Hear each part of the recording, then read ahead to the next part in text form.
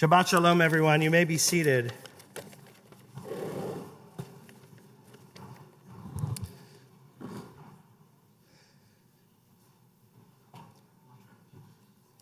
Judaism puts a disproportionate amount of energy into each new moon that comes into existence. The week before the new moon comes on Shabbat, we offer a blessing for it, just like we did last Shabbat. And the week after, we say a bracha called Kiddush Levana, which on Saturday night we get up and we offer sanctification over that moon. The reason why we put so much energy and resources into the new moon is that the rabbis of old realized how precarious life was and how everyday activities were nothing short of miracles. That every sunrise and sunset was something to pause and appreciate. The rabbis wanted to appreciate sunrises and sunsets and new moons because they were too familiar with what happened when we didn't have moments to appreciate, when we didn't have moments to celebrate, when we didn't have moments to pause and to be grateful. Last Friday night, a week ago yesterday, two things happened simultaneously related to the moon. One was that the old moon of the month of Cheshvan was waning to its close. And then on Saturday morning, we offered a blessing for the new moon. And on Sunday morning, that new moon started to wax. It began.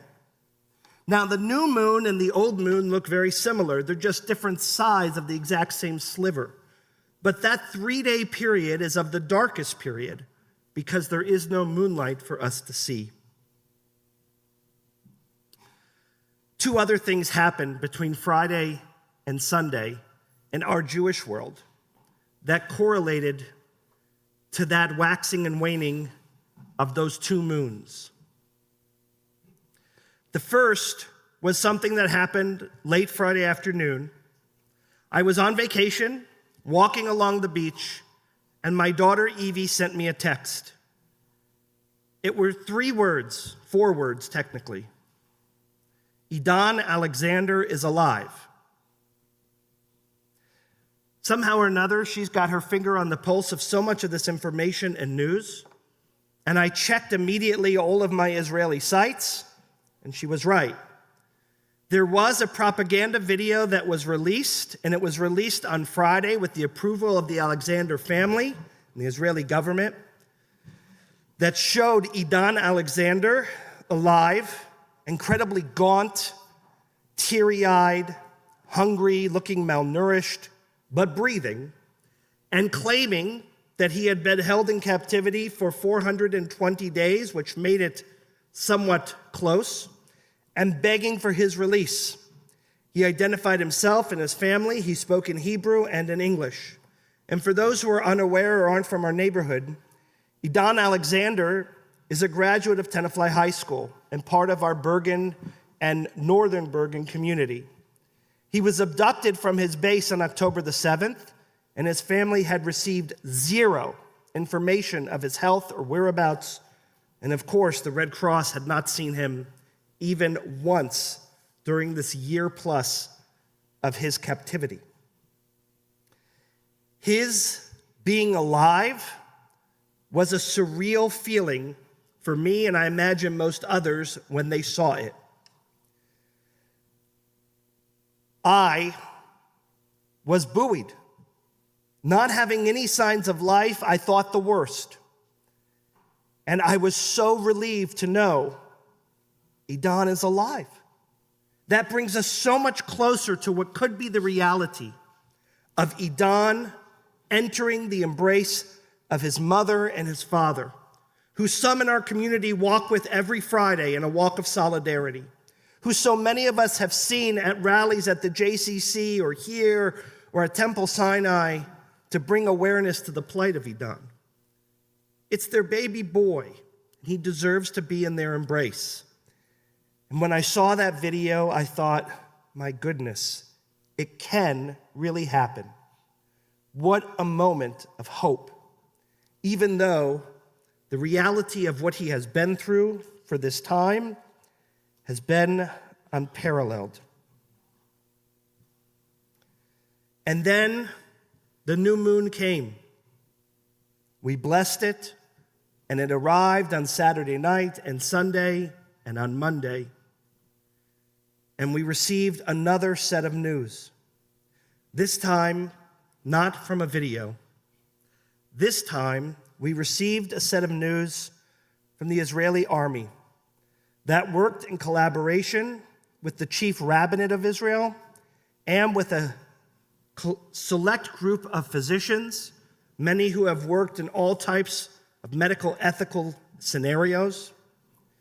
And they had claimed through evidence that they have obtained and video that they had spoken with the Nutra family, and that Omer Nutra, a young boy of similar age to Idan Alexander, a young boy who was a dual citizen of both America and Israel, a young boy who had decided after high school to serve in the Israeli army, who was a tank commander and whose tank was overtaken on October the 7th. This tribunal of rabbis, IDF officials, and doctors had declared that Omer was not only captured on October 7th, but he was killed on October the 7th, and that his body was being held captive by Hamas for all of this time. They notified his family, and they began the process according to Jewish law of memorializing him and sitting Shiva, even though his body has yet to be interred. Omer, while not from Bergen County, has tremendous connective tissue with all of us in this room and with this synagogue. Omer was a product of Solomon Schechter schools. He attended the Sprout Lake camp and overlapped with my daughter Evie, who knew him.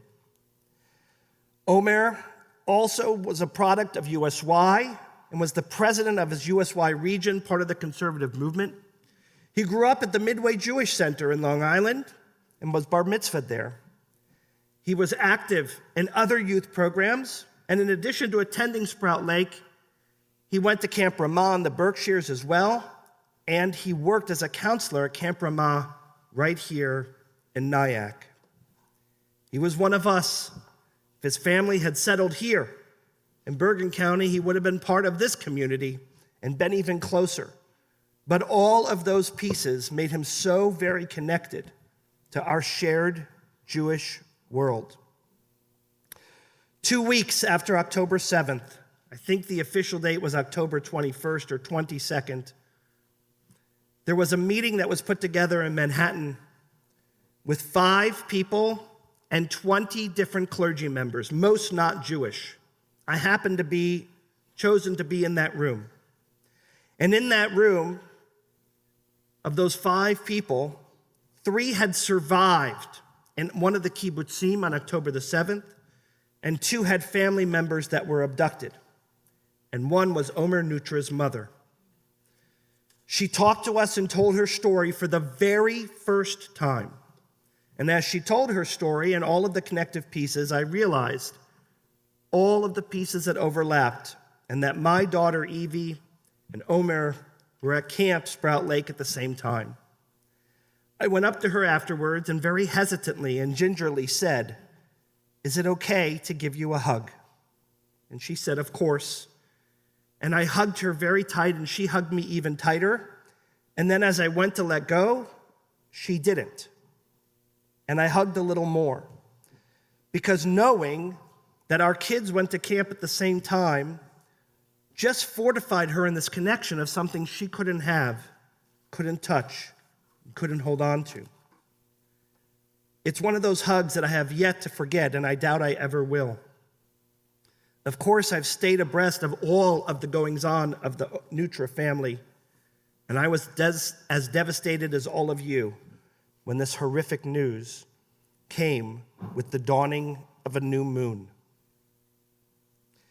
This new moon, when we said its blessing last week, Rabbi Ruberg chanted it in the tunes of Hanukkah, because every single month there is some holiday or commemoration except for one, which was the one we just finished, and the month of Kislev that we are now in and that we entered is known for the Festival of Lights.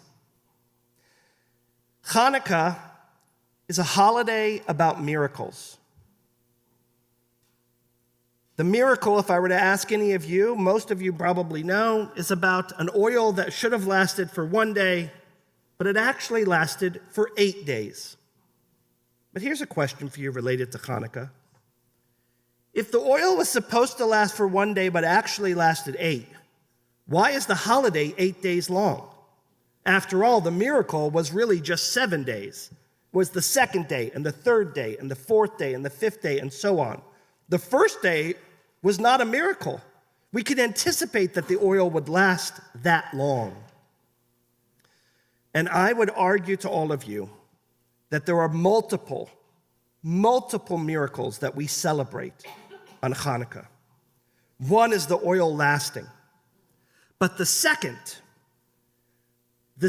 miracle is that after Antiochus tried to wipe out the Jewish people, and he desecrated the temple, that some random Maccabee went into that temple and had the gumption to look for and find a cruse of oil and to light it in the process of rebuilding. If that hadn't happened, if that little act didn't occur, then there would be no 8 days following for us to appreciate and enjoy.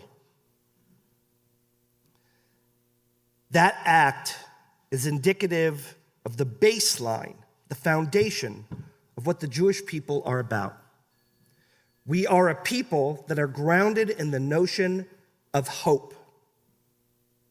That is what we are always about. We are always dreaming and hoping for something good and better. And if you want to know what hope feels like, you can ask the Alexander family today, who probably have their hopes buoyed in seeing that video of their son in Gaza, knowing he is alive and knowing he is that much closer to coming back to their embrace. And if hope is our foundation, then our kryptonite are the winds that blow and try to knock out, to snuff out the flame that is our hope. And when they are successful, it not only darkens the room, it decimates our spirit. And if you want to know about those winds in the removal of hope and the despair that it can create, just ask the Nutra family, who are mourning the loss of their son Omer, after having held out hope for 423 days. They can tell you very clearly what those winds are like and how they can gust so brazenly and erase hope from the room. This month, and every new day that will come, when you look up in the sky at the darkest of times, you will see a moon that continues to grow and to expand, and it will shed more sunlight and light on all of us. As it sheds that light, may it be a beacon of hope for us too. May it be a hope that brings about a holiday of Hanukkah soon that reunites Idan with his family and all of the hostages who are living into the embrace of their loved ones back in their homeland. And for every single hostage that is still being held in Gaza, whose lives have been taken and whose breaths are without air, may they be brought back to Israel to be buried so their family has a proper place to remember them. And most importantly, may this holiday of hope give us the strength and the fortification to give an embrace not only to those hostages that come home, but to families like the Nutras, who are going to need our love, our support, and our steadfastness today and tomorrow as we continue to help them through this process of grieving and rekindling their flame. May Omer's memory be a blessing and an inspiration to our entire community and world. And may Idan have the fortification and the strength to stay strong, stay alive, and to come home soon, because we're all waiting for them. Amen.